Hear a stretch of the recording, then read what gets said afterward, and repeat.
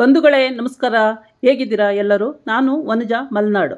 ಇವತ್ತು mission installation ಮತ್ತು ಹೇಗೆ ಸ್ಟಿಚಿಂಗ್ ಮಾಡೋದು ಅಂತ ಕಮೆಂಟ್ಸಲ್ಲಿ ಕೇಳಿದರು. ಅದಕ್ಕೋಸ್ಕರ ಅದನ್ನು ಹೇಳ್ಕೊಡ್ತಾ ಇದ್ದೀನಿ.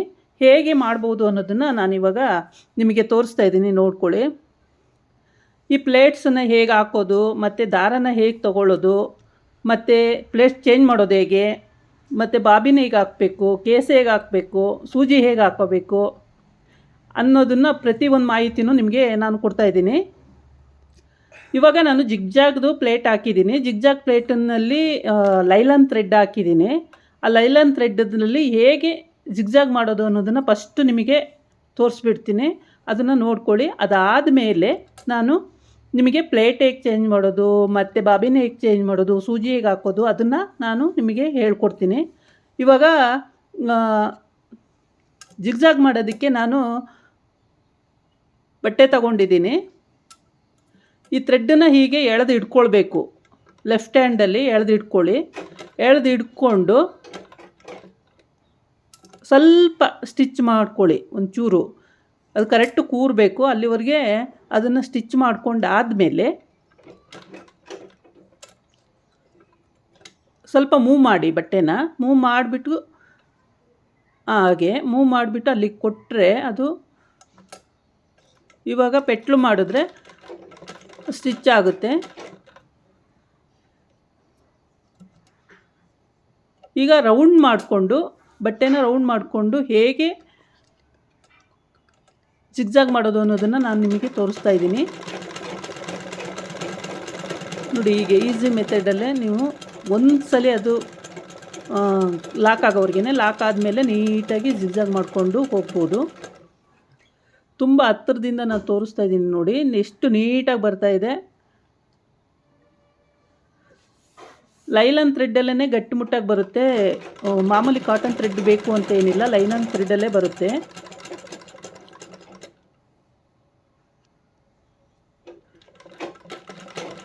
ನೋಡಿ, ನೀಟಾಗಿ ಇಟ್ಕೊಂಡು ಅದನ್ನು ಫೋಲ್ಡ್ ಮಾಡಿಕೊಂಡು ನೀವು ಹೊಲ್ಕೊಂಡು ಹೋದರೆ, ಸ್ಟಿಚ್ ಮಾಡ್ಕೊಂಡು ಹೋದರೆ ಜಿಗ್ಜಾಗ್ ಅಂತಕ್ಕಂಥದ್ದು ತುಂಬ ನೀಟಾಗಿ ಫಿನಿಶಿಂಗು ತುಂಬ ನೀಟಾಗಿ ಬರುತ್ತೆ.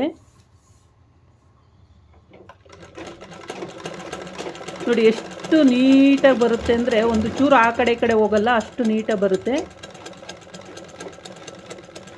ಫಸ್ಟಿಗೆ ನಾನು ಜಿಗ್ಜಾಗ್ ಮಾಡೋದು ಹೇಗೆ ಅಂತ ನಿಮಗೆ ತೋರಿಸ್ಬಿಟ್ಟು ಆಮೇಲೆ ಎಲ್ಲದನ್ನು ಹೇಳ್ಕೊಡೋಣ ಅಂದ್ಕೊಂಡಿದ್ದೀನಿ. ಫಸ್ಟು ಜಿಗ್ಜಾಗ್ ಮಾಡೋದು, ಆಮೇಲೆ ಪ್ಲೇಟ್ ತೆಗೆದುಕೊಂಡು ಹೊಲಿಗೆ ಹಾಕೋದು, ಮತ್ತು ಪಿಲ್ಲೋ ಕವರು, ಈ ಥರದ್ದು ಯಾವ ಡಿಸೈನ್ ಬೇಕಾದ್ರೂ ನೀವು ಮಾಡ್ಕೊಳ್ಬೋದು. ಇದು ಮಲ್ಟಿಪರ್ಪಸ್ ಸಿಂಗರ್ ಅಂತ ಹೇಳ್ಬಿಟ್ಟು ಈ ಮಿಷಿನ್ ಹೆಸರು. ತುಂಬ ಹಳೆ ಕಂಪ್ನಿ ಇದು, ತುಂಬ ಹಳೆ ಮಾಡಲು. ನಾನು ಆವಾಗ ತೊಗೊಂಡಾಗ ಅದು ಹೊಸ್ತಿತ್ತು. ಈಗ ಒಂದು 25 ವರ್ಷದ ಹಿಂದೆ ತೊಗೊಂಡಿರೋ ಮಿಷನ್ ಇದು. ತುಂಬಾ ಚೆನ್ನಾಗಿದೆ,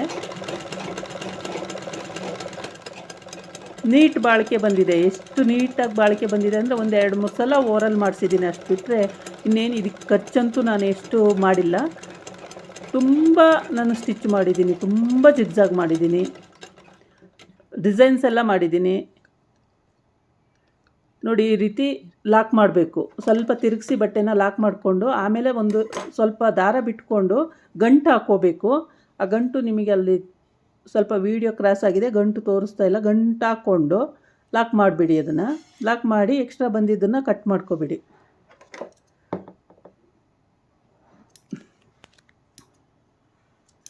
ಈಗ ನೋಡ್ಕೊಂಡ್ರಲ್ಲ ಜಿಗ್ಜಾಗ್ ಮಾಡೋದು ಹೇಗೆ ಅಂತೇಳ್ಬಿಟ್ಟು.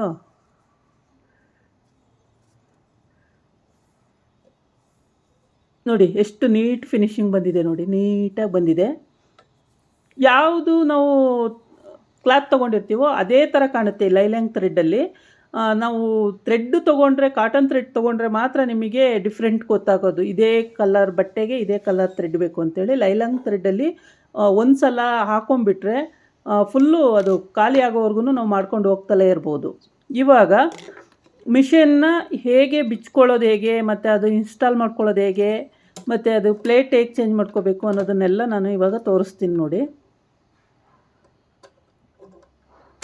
ಬೇರೆ ಸ್ಟಿಚ್ ಮಾಡೋದಕ್ಕೆ ಮಾಮೂಲಿ ಸ್ಟಿಚ್ಚಿಂಗಿಗೆ ಥ್ರೆಡ್ಡನ್ನು ಹೇಗೆ ಹಾಕ್ಕೊಳ್ಬೇಕು, ಈ ಥರ ಥ್ರೆಡ್ ಸುತ್ಕೋಬೇಕು ಬಾಬಿನ್ಗೆ. ನೋಡಿ ಇಲ್ಲಿ ಲಾಕ್ ಆಗಿರುತ್ತೆ ಅಲ್ವಾ, ಹೇಗೆ ತೆಗಿಯೋದು ಕೇಸನ್ನು ಬಾಬಿನ್ನ ಅನ್ನೋದನ್ನು ನಾನು ಇಲ್ಲಿ ತೋರಿಸ್ತಾ ಇದ್ದೀನಿ. ಅದನ್ನ ನೋಡಿ, ಅದು ಹಂಗೆ ಎತ್ತಿಬಿಟ್ಟು ಎಳ್ಕೊಂಡ್ರೆ ಅದು ಬಂದುಬಿಡುತ್ತೆ ಈಸಿಯಾಗಿ. ನೋಡಿ ಹೀಗೆ ಈಸಿಯಾಗಿ ಬಂದುಬಿಡುತ್ತೆ. ಈ ಥ್ರೆಡ್, ಈ ಬಾಬಿನಲ್ಲಿ ಥ್ರೆಡ್ ತೆಗೆದುಬಿಟ್ಟು ಬೇರೆ ಬಾಬಿನ ಹಾಕ್ಕೊಂಡು ಕೇಸ್ಗೆ ಅಡ್ಜಸ್ಟ್ ಮಾಡಿಕೊಂಡು ನೀವು ಸ್ಟಿಚ್ ಮಾಡ್ಬೋದು.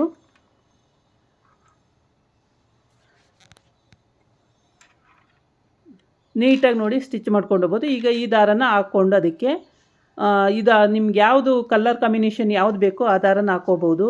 ಇದು ಓರ್ಲಕ್ ಥ್ರೆಡ್ಡು.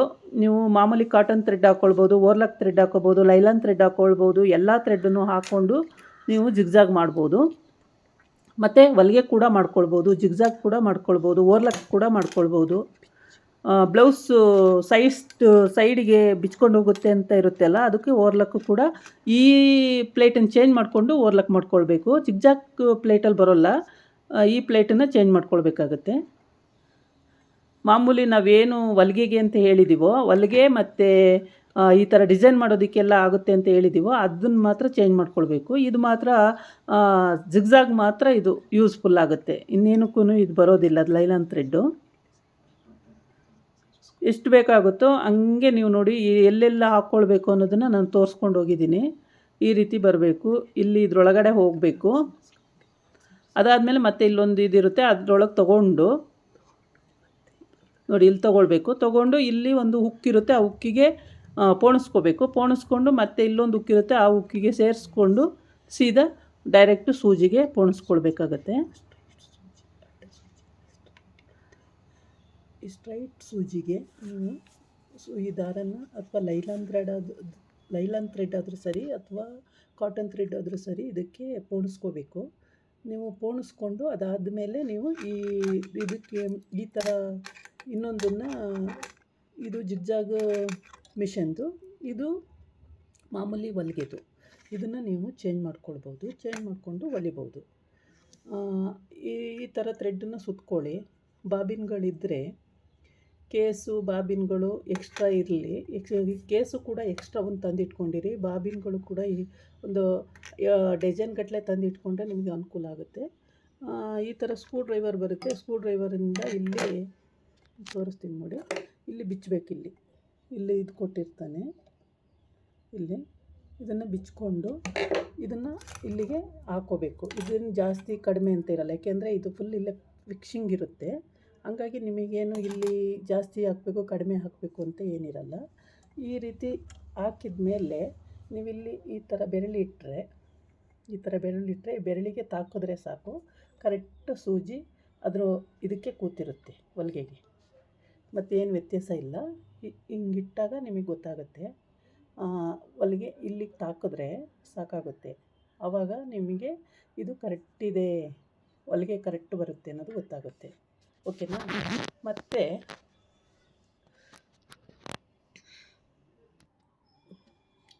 ಈಗ ಹಾಕೋದು ಹೆಂಗೆ ಅಂತ ಗೊತ್ತಾಯ್ತಲ್ಲ ನಿಮಗೆ. ನೋಡಿ ಹೀಗೆ ತೆಗೆದು ಈಸಿಯಾಗಿ ಈಗ ಹಿಡ್ಕೊಂಡು ಇದನ್ನು ಇವಾಗ ಹಿಂಗೆ ಲಾಕ್ ಮಾಡಿದ್ರೆ ಲಾಕ್ ಆಗುತ್ತೆ. ನೋಡಿ ಈಸಿಯಾಗಿ ಮಾಡ್ಬೋದು. ನೀವು ಈ ಮಿಷನ್ನ ಹೇಗೆ ರಿಪೇರಿ ಮತ್ತು ಇನ್ಸ್ಟಾಲ್ ಮಾಡೋದು ಹೇಗೆ ಮತ್ತು ಜಿಗ್ಜಾಗ್ ಮಾಡೋದು ಹೇಗೆ, ಸ್ಟಿಚಿಂಗ್ ಹೇಗೆ ಅಂತ ಕೇಳಿದ್ರಿ. ಅದಕ್ಕೆ ನಾನು ಇದನ್ನು ಕರೆಕ್ಟಾಗಿ ಡೀಟೇಲ್ಸ್ ತೋರಿಸ್ತಾ ಇದ್ದೀನಿ. ಇಲ್ಲೇನಾದ್ರು ಕಸ ಕಟ್ಟಿತ್ತು ಅಂದರೆ ನಿಮ್ಮ ಅಲ್ಲುಜ್ಜ ಬ್ರಷ್ ತೊಗೊಂಡು ಇಲ್ಲೆಲ್ಲ ತೆಗಿಬೇಕಾಗುತ್ತೆ. ತಿಂಗಳಿಗೆ ಒಂದು ಸಲ ಕ್ಲೀನ್ ಮಾಡ್ಕೊಳ್ಳಿ, ತುಂಬ ಹೊಲಿಯೋರಾದರೆ. ಅದಾದ ನಂತರ ಇಲ್ಲಿ ಸೆಟ್ಟಿಂಗ್ ಇದು ತೋರಿಸೋದೇ ಅಲ್ಲ ನಾನು, ಸೂಜಿ ಇಷ್ಟಿರಬೇಕು. ಮತ್ತು ನೀವು ಇದನ್ನು ಕೂಡ ಹೊಲಿಗೆಗೂ ಹಾಕ್ಕೊಳ್ಬೋದು. ಹೊಲಿಗೆಗೆ ಹಾಕ್ಕೊಂಡು ಹೊಲಿಗೆನೂ ಸ್ಟಿಚ್ ಮಾಡ್ಬೋದು. ಇಲ್ಲಿ ನೀವು ಡಿಸೈನು ಹತ್ರ ಬೇಕಾ ದೂರ ಬೇಕಾ ಹಿಂಗೆ ಇಟ್ಕೊಳ್ಬೋದು. ಇಲ್ಲಿ ದಿಂಬು ಕವರು, ಪಿಲ್ಲೋ ಕವರ್ಗಳು ಆ ಥರ ಎಲ್ಲ ಡಿಸೈನ್ ಮಾಡ್ಬೋದು. ಆ ಡಿಸೈನ್ ಮಾಡೋದಕ್ಕೆ ಈ ಫುಟ್ಟೆ ಹಾಕ್ಕೊಳ್ಬೇಕು. ನೋಡಿ ಇದನ್ನು ಹಾಕ್ಕೊಳ್ಬೇಕು. ಡಿಸೈನ್ ಮಾಡೋದಾದರೆ ಇದನ್ನು ಹಾಕ್ಕೊಂಡೇ ಡಿಸೈನ್ ಮಾಡಬೇಕು. ಮತ್ತು ಮಾಮೂಲಿದು ಹಾಕ್ಕೊಂಡ್ರೆ ಆಗೋದಿಲ್ಲ, ಇದನ್ನೇ ಹಾಕ್ಕೊಳ್ಬೇಕು. ಮತ್ತು ಇಲ್ಲಿ ಜಾಸ್ತಿ ಕಡಿಮೆ ನೀವು ಎಷ್ಟು ಬೇಕಾಗುತ್ತೋ ಅಷ್ಟು, ಹತ್ರ ಬೇಕೋ ದೂರ ಬೇಕೋ ನೋಡಿ 1 2 3 4 ಇದೆ. ಹತ್ರ ಬೇಕೋ ದೂರ ಬೇಕೋ ಇಲ್ಲಿ ಇಟ್ಕೊಳ್ಬೋದು. ಇದನ್ನು ಈ ಥರ ಮಾಡಿಕೊಂಡು ಹಿಂಗೆ ಮಾಡಿದ್ರೆ ಕೆಳಗೆ ಬರುತ್ತೆ, ಹಿಂಗೆ ಮಾಡಿದ್ರೆ ಮೇಲೆ ಹೋಗುತ್ತೆ, ಹಿಂಗೆ ಮಾಡಿದ್ರೆ ಮಧ್ಯಕ್ಕೆ ಬರುತ್ತೆ. ನಿಮಗೆ ಎಷ್ಟು ಬೇಕಾಗುತ್ತೋ ಅಷ್ಟಕ್ಕೆ ನೀವು ಸೆಟ್ ಮಾಡ್ಕೋಬೋದು. ಮತ್ತು ಈ ಥರ ಟೈಟ್ ಮಾಡಿ, ಓಕೆನಾ. ಇದು ಈ ಥರ. ಇಲ್ಲೂ ಆಯಲ್ ಮಾಡಬೇಕಾಗುತ್ತೆ ನೋಡಿ. ಆಯಲ್ಲು ನೀವು ಯಾವಾಗಲೂ ಆಯಲ್ ಮಾಡ್ತಾ ಇರಬೇಕು. ಇಲ್ಲೂ ಆಯಲ್ ಮಾಡಬೇಕು, ಮತ್ತು ಇಲ್ಲೂ ಆಯಲ್ ಹಾಕಬೇಕು, ಇಲ್ಲೂ ಆಯಲ್ ಹಾಕಬೇಕು. ಮತ್ತು ನಾನು ಇದರೊಳಗೂ ಕೂಡ ಆಯಲ್ ಹಾಕ್ತೀನಿ, ಏಕೆಂದರೆ ತುಂಬ ಹಾಕಿದಾಗ ಅಲ್ಲಿಗೂ ಬರುತ್ತೆ ಆಯಲ್ಲು. ಹಾಗಾಗಿ ನಾನು ಎಲ್ಲೆಲ್ಲಿ ಇದೆ ಅನಿಸುತ್ತೆ ಗ್ಯಾಪು ಅಲ್ಲೆಲ್ಲ ಆಯಲ್ ಹಾಕ್ತಾನೆ ಇರ್ತೀನಿ. ಬಾಬಿನ್ನಿಗೂ ಕೂಡ ಆಯಲ್ ಹಾಕ್ಕೊಳ್ಳಿ. ಆಮೇಲೆ ಇದು ಥ್ರೆಡ್ ಸುತ್ತೋದು, ಇದಕ್ಕೆ ಹಾಕ್ಕೊಂಡು ಈ ರೀತಿ ಥ್ರೆಡ್ ಸುತ್ತಬೋದು. ಈ ರೀತಿ ಹಾಕಿದ್ರೆ ಥ್ರೆಡ್ಡು ಹಿಂಗೆ ಸುತ್ಕೊಳ್ಳುತ್ತೆ ನೋಡಿ, ಹಿಂಗೆ ಈಸಿಯಾಗಿ ಸುತ್ತಬೋದು.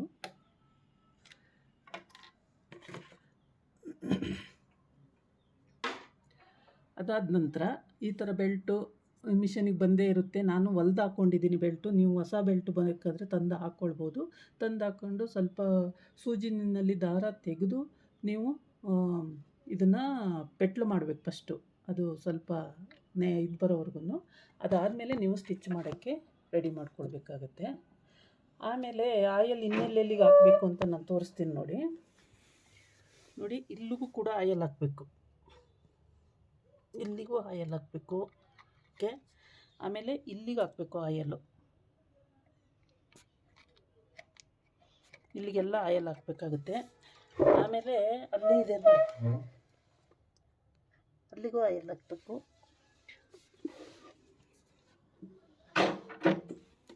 ನೋಡಿ, ಇಲ್ಲಿಗೂ ಹಾಕಬೇಕು ಆಯಲ್. ಇವೆಲ್ಲ ಟೈಮ್ ಮಾಡಿಕೊಂಡು ನೀವು ಇಲ್ಲೆಲ್ಲ ಆಯಲ್ ಹಾಕ್ತು ಅಂದರೆ ತುಂಬ ಈಸಿಯಾಗಿ ಮೂವ್ ಮಾಡೋಕ್ಕೆ ಸರಿ ಹೋಗುತ್ತೆ, ಓಕೆನಾ. ಆಮೇಲೆ ವೇಸ್ಟ್ ಬಟ್ಟೆ ಇದ್ದರೆ ಈ ಥರ ತೆಗೆದು ಎಲ್ಲ ಕ್ಲೀನ್ ಮಾಡ್ಕೊಳ್ಳಿ. ಎಲ್ಲಿ ಗಲೀಜಾಗಿರುತ್ತೋ ಅಲ್ಲೆಲ್ಲ ಹಿಂಗೆ ಕ್ಲೀನ್ ಮಾಡಿಕೊಂಡ್ರೆ ನೀಟಾಗುತ್ತೆ. ಇನ್ನೇನಾದರೂ ಡೌಟ್ಸ್ ಇದ್ದರೆ ನೀವು ನನಗೆ ಕಮೆಂಟ್ಸಲ್ಲಿ ಕೇಳ್ಬೋದು, ನಾನು ನಿಮಗೆ ಹೇಳ್ಕೊಡ್ತೀನಿ. ಇನ್ನೇನಾದರೂ ಡೌಟ್ಸ್ ಇದ್ದರೆ ಕೇಳಿ. ಈ ಮಿಷನ್ನಲ್ಲಿ ಇಷ್ಟು ಇದೆ. ಇನ್ನು ಈ ರೀತಿ ಬೆಲ್ಟ್ ಹಾಕೋದು ಈಸಿ, ಇದು ತಕ್ಕೊಂಡು ಹಾಕ್ಕೊಳ್ಬೋದು. ನಿಮಗೆ ಬೆಲ್ಟ್ ಹಾಕೋದು ಬರಲ್ಲ ಅಂದರೆ ನನ್ನ ಕೇಳಿದ್ರೆ ನಾನು ಬೆಲ್ಟ್ ಹೇಗೆ ಹಾಕಬೇಕು ಅಂತ ಹೇಳ್ಕೊಡ್ತೀನಿ. ನಾನು ದಿಂಬು ಹಾಕ್ಕೊಂಡಿದ್ದೀನಿ, ನಿಮಗೆ ದಿಂಬು ಬೇಡ ಅಂದರೆ ನೀವು ಹಂಗೆ ಪೆಟ್ಲು ಮಾಡ್ಬೋದು. ನಾನು ಸುಮ್ಮನೆ ಕಾಲಿಗೆ ಹೀಟ್ ಆಗುತ್ತಲ್ಲ ಅಂತ ದಿಂಬು ಹಾಕ್ಕೊಂಡಿದ್ದೀನಿ. ದಿಂಬಿನ ಸಹಾಯದಿಂದ ನಾನು ಪೆಟ್ಲು ಮಾಡ್ತೀನಿ, ಓಕೆನಾ. ಇದಿಷ್ಟು ನಿಮಗೆ ಇನ್ಫಾರ್ಮೇಷನ್ನು. ಇನ್ನೂ ಏನಾದರೂ ಬೇಕಾದರೆ ನೀವು ಕೇಳಿದ್ರೆ ನಾನು ತೋರಿಸ್ಕೊಡ್ತೀನಿ. ಇದನ್ನು ತೆಗೆಯೋದು ಈಸಿ. ಇದು ಈ ಕಡೆ ರಿಮೂವ್ ಮಾಡಿ, ಇದು ಈ ಕಡೆ ರಿಮೂವ್ ಮಾಡಿದ್ರೆ ಇದು ಬಂದುಬಿಡುತ್ತೆ ಪ್ಲೇಟು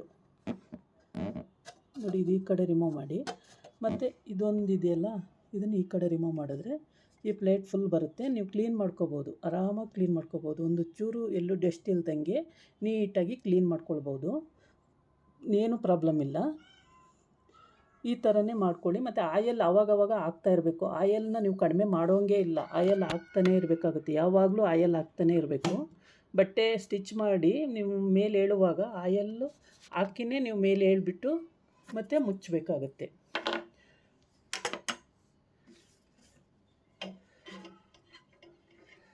ನೋಡಿ, ಇಷ್ಟು ಇನ್ಫಾರ್ಮೇಷನ್ನು. ನಾನಿವಾಗ ಇದನ್ನು ಕ್ಲೋಸ್ ಮಾಡ್ತೀನಿ. ಧೂಳು ಕೂರ್ದಂಗೆ ಈ ಥರ ಒಂದು ಕವರನ್ನು ಕ್ಲೋಸ್ ಮಾಡಿ, ಕ್ಲೋಸ್ ಮಾಡಿದ್ರೆ ಇದರದ್ದು ಫಿನಿಶಿಂಗ್ ಆಯಿತು. ಮಿಷನ್ದು ನೋಡಿ ಇಷ್ಟು ಬರುತ್ತೆ.